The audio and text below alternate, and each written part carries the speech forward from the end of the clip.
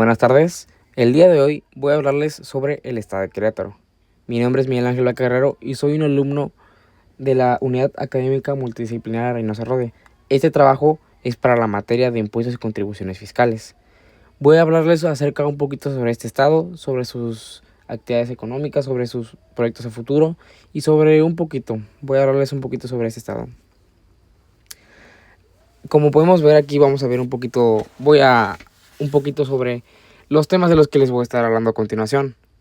Primero voy a darles una breve introducción sobre el estado para que vayan entendiendo qué impacto cultural e histórico tiene en el país, ya que es uno de los estados más influyentes y que en los últimos años ha crecido de manera económica de manera exagerada.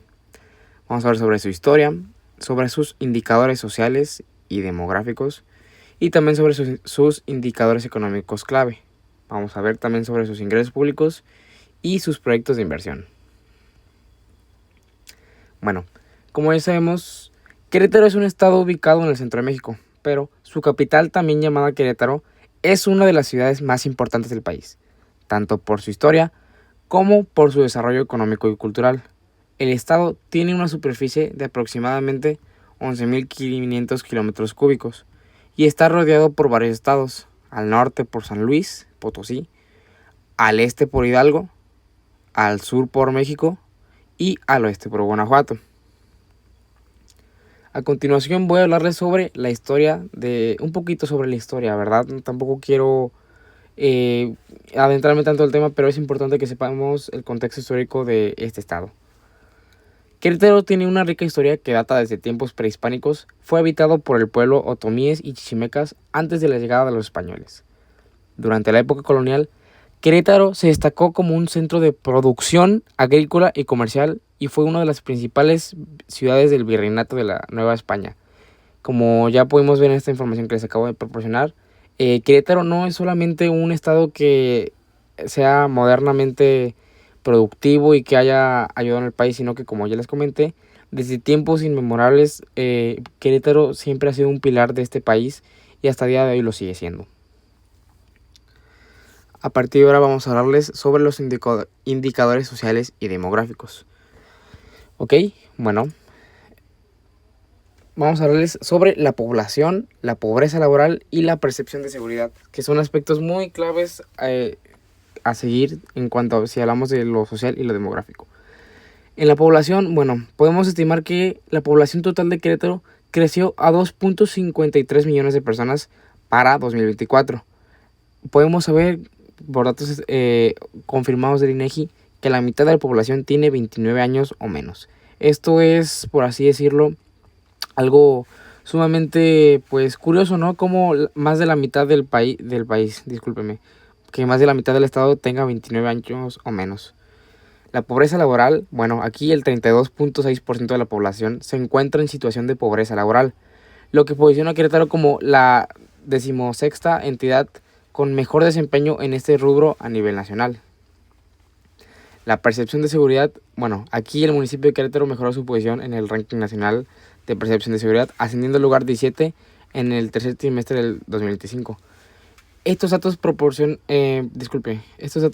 posicionan a Querétaro como una entidad con una economía robusta y un entorno laboral favorable, aunque con desafíos en la consolidación de su crecimiento económico en algunos periodos recientes.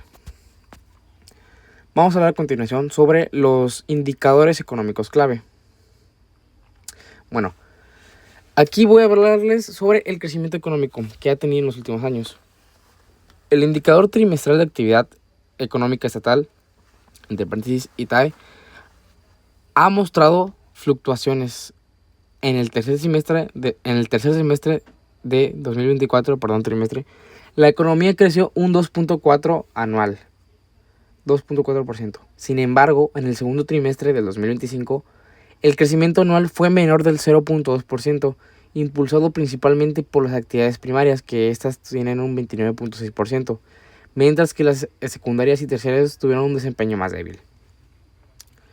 Estas aquí dentro de también se encuentra la industria manufacturera, que es el sector pilar de la economía del estado, representando un 36.49% del total de la economía y la entidad.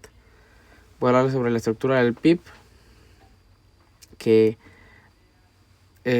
aquí, pues, ¿verdad? También tiene que ver la tasa de desocupación. Querétaro mantiene una tasa de desocupación baja, por debajo del 3% desde finales de 2024. En empleos y salarios, podemos ver que el salario promedio del empleo formal ha mostrado un crecimiento significativo, alcanzando los 629 pesos diarios en septiembre del 2024. Ahora vamos a hablar, acerca sobre los ingresos públicos. Bueno, aquí podemos ver que la mayor fuente de ingresos del estado de Querétaro es la industria manufacturera, hablando sobre sus actividades. Después siguen los servicios, sigue el comercio, ¿verdad? Con un 18.3%, los servicios 27.5%, la industria manufacturera el 32.1%, como anteriormente ya se los había mencionado, la construcción un 11% y la agricultura y la agroindustria un 6.4%. Bueno, Querétaro se ha consolidado hablando sobre la industria aeronáutica. Querétaro ha consolidado su liderazgo en la industria aeronáutica, que es uno de los sectores más importantes y dinámicos. Empresas internacionales de gran renombre como Borders, Airbus y Safran tienen operaciones en el estado. Esta industria involucra manufactura de partes y componentes para aeronaves, mantenimiento y preparación de aviones. En el servicio, en el comercio, podemos ver que Querétaro ha sido uno de los mayores estados que mayor crecimiento ha tenido, con un crecimiento del 20.2% en los últimos 6 años.